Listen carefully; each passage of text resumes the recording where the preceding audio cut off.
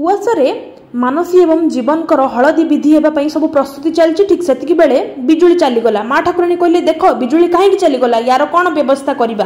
तापर मोहिनी मध्य कहे ये उआसरे भल कम है बेले सब बेले बिजुली चली जाए। एपटे संध्या एवं ज्योति हलदी गिना धरी सामना सामने ठिया होते यह देखी जीवन भाविबे जे ज्योति सब सत कथा कही तांकर एवं मानसींकर बाहागर एवं हलदी उत्सव रोकीदेवे।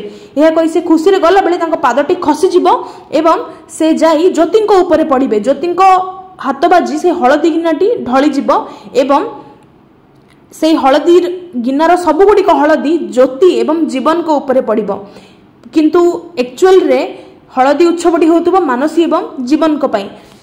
विधातार खेल होउची एया जहा देखी संध्या खुशी हेबे स्वामी स्त्री सतरे जी दुई जन को भल पाती तांको मुह उपरे ही हलदी पड़िबो। ठीक सेतिक बेले मानसी रागी जिबे एवं बिजुली चली आसीबो।